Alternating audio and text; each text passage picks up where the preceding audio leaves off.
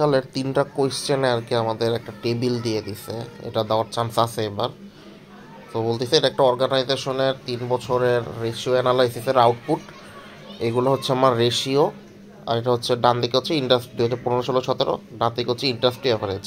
তো industry average means that এই কোম্পানিটা যে ইন্ডাস্ট্রিতে বিলং করে সেই ইন্ডাস্ট্রিতে অন্যান্য কোম্পানির এই সেম রেশিওর অ্যাভারেজ কত। এখন প্রথম কোশ্চেনে বলছে in the annual report of the shareholders the CEO of PDF Inc. wrote. So CEO of the এই কোম্পানি বলছে 2015 বছরটা তাদের জন্য অনেক ভালো ছিল, কারণ তারা হচ্ছে শর্ট টার্ম অব্লিগেশনসগুলা প্রপারলি মিট করতে পারতেছিল, কারণ তাদের কাছে অনেক পরিমাণ ক্যাশ, অ্যাকাউন্টস রিসিভেবল, দেন হাইলি লিকুইডেবল মার্কেট সিকিউরিটি ছিল। সো এই স্টেটমেন্টটা কি কারেক্ট? তুমি আউটপুট থেকে যে অ্যানালাইসিস থেকে যে আউটপুটটা পাও সেটার উপরে বেস করে বলো। তো এটাকে না, আমরা স্টেটমেন্টটাকে ট্রু বলবো না। কেন বলবো না? ফার্স্ট অফ অল আসি হইতেছে আমরা 2015 সালে, 2015 সালের আমাদের কারেন্ট রেশিও এখানে ছিল 1.029, এখানে ছিল 1.15। তো এই কারেন্ট রেশিও কী মিন করতেছে? আমার কারেন্ট লাইবিলিটিস যদি 1 টাকা থাকে, আমার কারেন্ট অ্যাসেট আছে 1 টাকা 15 পয়সা। আর কুইক রেশিও হইতেছে এখান থেকে আমরা কারেন্ট অ্যাসেট থেকে ইনভেন্টরিটা বাদ দিয়ে দেই। তো ইনভেন্টরি বাদ দিলে আমাদের কুইক রেশিও বের হয়। তো ওই কুইক রেশিও আমাকে বলতেছে আমার যদি 1 টাকা লাইবিলিটি থাকে, সেই কারেন্ট লাইবিলিটি থাকে, সেই 1 টাকা কারেন্ট লাইবিলিটির এগেইনস্টে আমার 1 টাকা 1 টাকা 1.029 টাকা অ্যাসেট আছে। এবার আমরা একটু পড়ি, এটা আমরা কেন ট্রু বলতে পারতেছি না। 2015 সালে আমার কারেন্ট রেশিও ছিল 1.15, কুইক রেশিও ছিল 1.029, যেটা হচ্ছে আমার ইন্ডাস্ট্রি অ্যাভারেজ ছিল হচ্ছে, যেটা আমার এখানে ছিল কারেন্ট রেশিও ছিল 1.25 আর কুইক রেশিওটা ছিল 1.031। কিন্তু 2015 সালের কারেন্ট রেশিও, কুইক রেশিও দুটাই আমার ইন্ডাস্ট্রি অ্যাভারেজের ভ্যালু থেকে কিন্তু কম, রাইট? ইন্ডাস্ট্রি অ্যাভারেজ আমার যেটা ছিল তার থেকে কিন্তু আমার ভ্যালু কম। সো যদিও বা আমার 1 টাকার এগেনস্টে 1 টাকা 25 পয়সা আছে বা 1.029 টাকা আছে, but it is still below industry average. আমরা ইন্ডাস্ট্রি অ্যাভারেজটার এখনও রিচ করতে পারি নাই। এখন ও আমাকে আরেকটা স্টেটমেন্ট বলছে যে তাদের কাছে ক্যাশ, মার্কেটেবল সিকিউরিটিস, রিসিভেবলস অনেক কিছু বেশি ছিল, কিন্তু কারেন্ট রেশিও হচ্ছে 1.15 আর কুইক রেশিও হচ্ছে 1.029। সো এই দুইটার যে গ্যাপ, এই গ্যাপটা আমাকে বলতেছে যে কোম্পানির কাছে ইনভেন্টরি ছিল অনেক বড় একটা অ্যামাউন্ট, যেটাকে কারেন্ট রেশিওতে হেভিলি লিকুইড বলা হয়েছে, বাট এটা আসলে না, কারণ আমার সেলস জেনারেট করতেও তো সময় লাগবে। তো এটা একটা প্রবলেম। সো ওদের স্টেটমেন্টটাকে আমরা ট্রু বলতে পারতেছি না। বি নাম্বার কোশ্চেনে বলছে what can you say about the firm's asset management, be as complete as possible.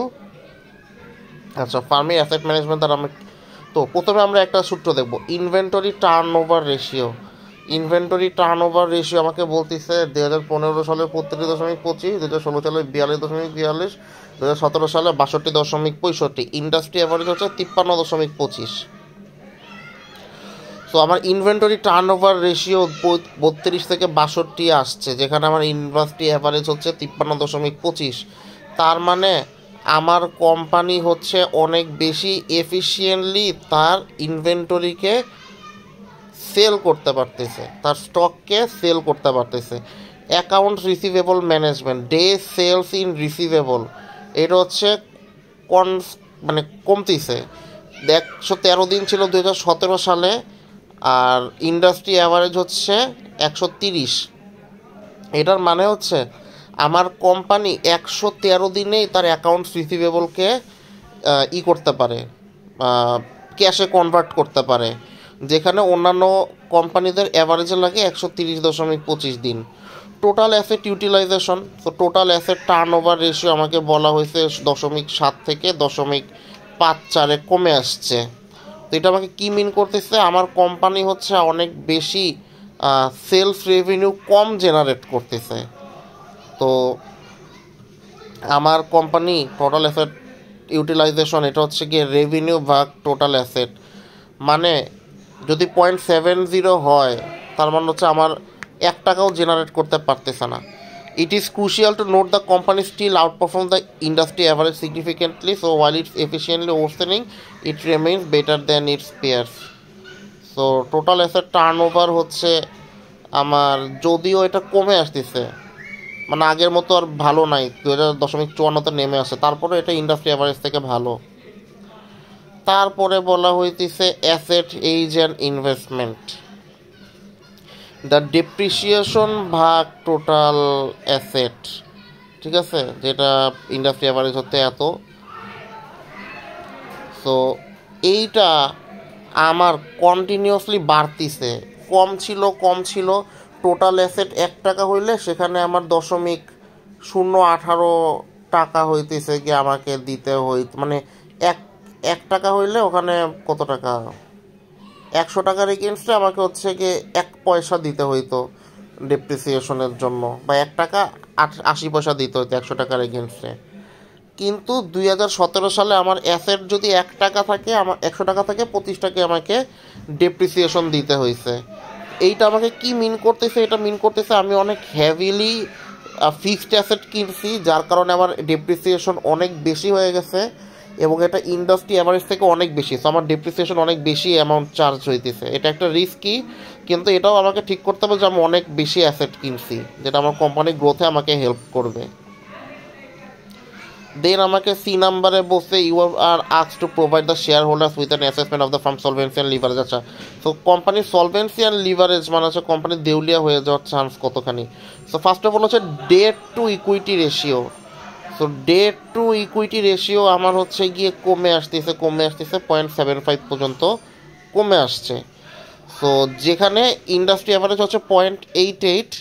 So এইটা আমাকে বলতেছে যে কোম্পানি হচ্ছে অন্যান্য অন্যান্য কোম্পানিগুলোর থেকে অনেক কম ডেট ইউজ করতেছে। অন্যান্য কোম্পানি যদি 88 টাকা ডেট ইউজ করে, 12 টাকা ইকুইটি ইউজ করে, সেইখানে আমারটা হচ্ছে 75 টাকা হইতেছে ডেট ইউজ করতেছে, 25 পয়সা হইতেছে ইকুইটি ইউজ করতেছে। তো এটা ভালো। প্লাস সিমিলারলি বা 1 টাকা তারা ইকুইটি ইউজ করতেছে, 90 টাকা তারা ডেট ইউজ করতেছে, আর এখন হচ্ছে তারা 75 পয়সা হইতেছে গিয়ে তারা ডেট ইউজ করতেছে, যেখানে তাদের 1 টাকা ইকুইটি আছে। আর অন্যান্য কোম্পানিরা ইন্ডাস্ট্রি অ্যাভারেজে হইতেছে 88 পয়সা তারা হচ্ছে ডেট ইউজ করতো, তাদের এগিয়েছে তাদের 1 টাকা ইকুইটি ছিল। এখন আমি ডেট আরও কম ইউজ করতেছি, তো আমার জন্য আরও ভালো।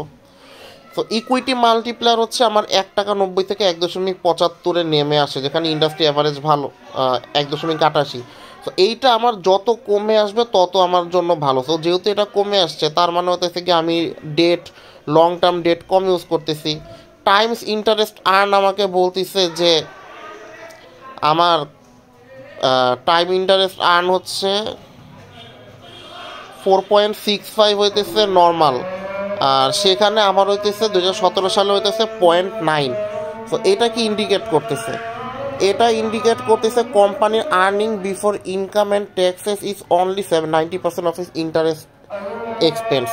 মানে কোম্পানির যে অপারেটিং প্রফিট, এই অপারেটিং প্রফিট তার ইন্টারেস্ট এক্সপেন্সের 90% অনলি করতে পারতেছে, কভার করতে পারতেছে। মানে একটা কোম্পানি যদি 1 টাকা ইন্টারেস্ট পে করতে হয়, সেইখানে তাদের অপারেটিং প্রফিট হচ্ছে মাত্র 90 পয়সা, যেইখানে আগের বছরগুলোতে 1 টাকা ইন্টারেস্ট পে করার জন্য তাদের কাছে 4 টাকা 45 পয়সা ইনকাম হয়েছে, 4 টাকা 3.75 পয়সা টাকা ইনকাম হয়েছে। ইন্ডাস্ট্রি অ্যাভারেজ 4 টাকা 65 পয়সা ছিল, কিন্তু এখন তাদের 1 টাকার ডেটের এগেনস্ট ইন্টারেস্ট পেমেন্টের এগেনস্টে তাদের এখানে আছে 90 পয়সা ইনকাম জেনারেট হইতেছে। মানে কোম্পানি কিন্তু দেউলিয়া হয়ে যাবে এই অবস্থার মধ্যে আছে।